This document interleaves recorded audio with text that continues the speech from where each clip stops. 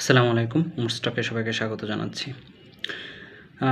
সন্ধ্যার আগ মুহূর্ত থেকেই বিভিন্ন জায়গায় ফেসবুকের কল্যাণে বা নিউজে দেখলাম যে বিভিন্ন জায়গায় বাটার শোরুম রীতিমতো লুটপাট করা হচ্ছে এবং দেখলাম যে কেএফসি ভাঙচুর করা হচ্ছে, কেএফসির বিভিন্ন শোরুম। এছাড়া এই যে কোকাকোলা পেপসির সামনের ব্যানার বা ফেস্টুন আছে, এই কারণে পানসি রেস্তোরাঁ নামে এরকম আরও অনেকগুলো দেখলাম যে ভাঙচুর করা হচ্ছে। এখন আমার কথা হচ্ছে, ভাই এটা কি শিওর হয়ে আপনারা ভাঙছেন? বা এই দেশটা কি আসলে মগের মুল্লুক হয়ে গেছে, যেখানে ইচ্ছা সেখানে আপনি তৌহিদে জনতা সেজে গিয়েই লুটপাট শুরু করে দিবেন? আচ্ছা, বাটার যে জুতাগুলো আপনারা লুট করলেন, এটা কি পায়ে দিবেন না? যদি পায়েই দেন তাহলে বয়কটটা কোথায় হলো? আপনি তো ওই চুরি সাশ্রামি করে নিয়ে এটাকে পায়ে দিবেন, কাউকে না কাউকে দিবেন, সে তো পায়ে দিবে, তাহলে বয়কটটা হলো কোথায়? আর দ্বিতীয় কথা হচ্ছে, ইসলামের কোথায় বলা আছে যে ভাই তুমি আর একজনের জিনিস এভাবে লুটপাট করে নিলে হালাল হয়ে যাবে? আছে যে ইসলামের কোনো কথায়? এই প্রত্যেকটা জিনিসের কৈফিয়ত দুনিয়াতেও দেওয়া লাগবে, আখেরাতেও দেওয়া লাগবে। আপনি যে জুতা নিলেন, এই জুতার মালিক আপনি? এই জুতার মালিক তো আপনি না। এখন কথা হচ্ছে, এটা চেক রিপাবলিকান ওই দেশের প্রতিষ্ঠান এবং এটার হেডকোয়ার্টার হচ্ছে সুইজারল্যান্ডে।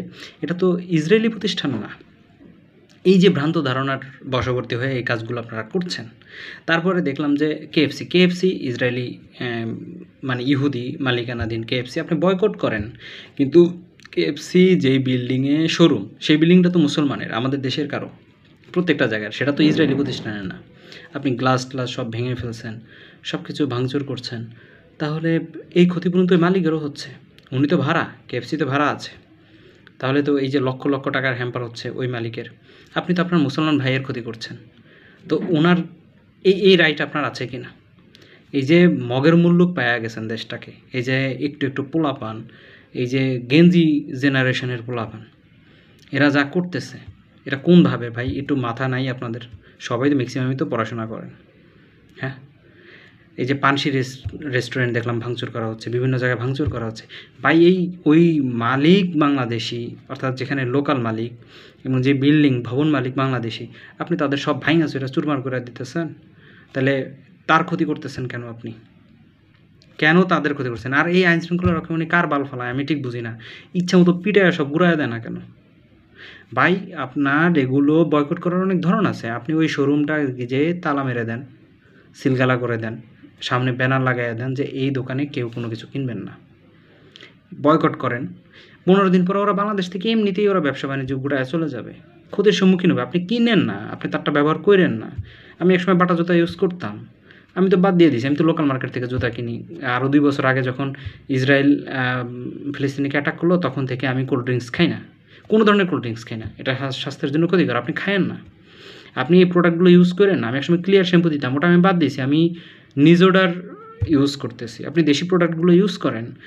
আর ভাই ওটা না খেলে তো আপনি মরে যাবেন না। আপনি ওটাকে বয়কট করেন, এটাকে বাদ দেন। কিন্তু এই যে আপনি আপনার লুটপাটটাকে আপনি যে নিয়ে যাচ্ছেন, এটা কি ইসলামে হালাল? কে বলছে এইসব কাজ করতে?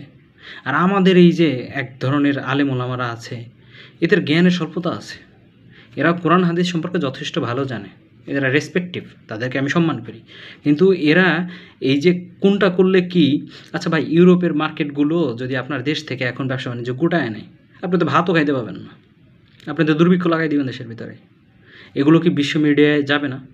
বাটা বিশ্বের প্রায় 150টার উপরে দেশের কাজ করতেছে, এবং বাটার দেখা দেখি ইউরোপের কোম্পানিগুলো ভয়ে আপনার দেশ থেকে ব্যবসা বাণিজ্য গোটায় নিল। আপনি কার বাল ফলাবেন? আপনি দেশে হাজার হাজার লোক আপনার কর্মবিমুখ হয়ে যাবে। আপনি ওগুলোকে বয়কট করেন, সিস্টেমেটিক্যালি কিনেন না, সামনে ব্যানার লাগাই দেন যে কেউ ব্যবহার করবেন না। আপনি ক্লিয়ার ইউজ করেন না। আপনি আরসি, কোকাকোলা, পেপসি এগুলো খায়েন না। না, সেগুলো তো ঠিকই ঠান্ডার জন্য খাবেন, গলা বইরা বুক শান্তি করে ফেলবেন। এগুলো না করে ভণ্ডামি বাদ দিয়ে অ্যাকচুয়াল যেটা করা দরকার সেটা করেন, প্রোডাক্টগুলো চিহ্নিত করেন। কেএফসি রেস্টুরেন্টে যায়েন না, খায়েন না, ওরা ব্যবসা নিয়ে উঠে যাক দেশ থেকে। এটাই তো সবথেকে বড় একটা ইফেক্ট। আপনি ইউরোপের প্রোডাক্ট বাদ দিতে চাইতেছেন, ফাইন, সেটা ওরাও গোটায় নিক। আবার এই দেশে আমেরিকাকে, আবার এই যে আজকে থেকে এই যে বাংলাদেশে যারা ইনভেস্ট করবে তাদের বিশাল সম্মেলন শুরু হলো, এবং সামনের দিকে আরও অনেক বড় বড় মানুষদেরকে আনতে চাইতেছেন। তারা কি ভাই সবই কি মুসলিম? কয়জন মুসলিম? সবই তো ইহুদি না আর খ্রিস্টান। ভাই, আপনি তাদেরকে ডাকতেছেন, আবার এইভাবে লুটতারাজ চালাইতেছেন, দেশের উন্নয়নও চাইতেছেন, কিন্তু সিস্টেমেটিক ওয়েতে যাচ্ছেন না। মাসুল দিতে হবে, ভয়ানকভাবে মাসুল দিতে হবে। আপনার এই গেঞ্জি জেনারেশনের পোলাপান, এরা কিছুই করতে পারবে না, এরা কিচ্ছু করতে পারবে না। এক একটা পোলাপানের তো ইন্টারমিডিয়েটই শেষ হয় নাই, এরা হুজুগে লাফায়া পড়ছে, কিন্তু দেশের যা ক্ষতি করার পুটকি মেরা দিছে আগে থেকেই। এই ফালতু পোলাপানগুলারে মদত না দিয়া এগুলোরে নার্সিং করেন, এদেরকে বুঝান কোনটা করতে হবে। মদত তো দিতেছেন, মদত না দিয়া যেটা এক্স্যাক্ট করতে হবে, যেখানে ওদেরকে অর্থনৈতিকভাবে পঙ্গু করে দিতে হবে, সে পঙ্গুটা করবেন, আপনি কিনবেন না। এবং যেসব ব্যবসায়ী ভাইরা আছেন, ওই প্রোডাক্টগুলো বাদ দেন, যেন ওগুলো নিবই না। যারা কাজ করতেছেন তারা এই চাকরি ছেড়ে দেন, ওই কোম্পানির চাকরি ছেড়ে দিয়ে অন্য কিছু করেন। এইভাবে সিস্টেমেটিক্যালি ধরে ধরে ওদেরকে বয়কট করেন, ওরা শিক্ষা পাবে। আপনি ভাঙচুর করতেছেন, ওই বিল্ডিংয়ের মালিক বাংলাদেশি, ওই বিল্ডিং আপনার মুসলমান ভাইয়ের, আপনার এলাকার, তাকে তো আপনি ফকির বানাই দিতেছেন। এগুলো বাদ দিয়ে যেটা করা দরকার সেটা করেন, এসব ভণ্ডামি বাদ দেন। প্রত্যেকটা জিনিসের জন্য জবাব দিতে হবে। যারা যারা এইগুলো করতেছেন, আপনারা দেখবেন যে নিজের পরিবারের কত ক্ষতি হয়। সিস্টেমেটিক্যালি দেখবেন আপনি এক জোড়া জুতা আনছেন 1000 টাকার, আপনার পকেট থেকে চলে যাবে 20,000 টাকা। তখন বুঝবেন ঠেলাটা কেমন লাগে। এগুলো বাদ দিয়ে ভালো হয়ে যান।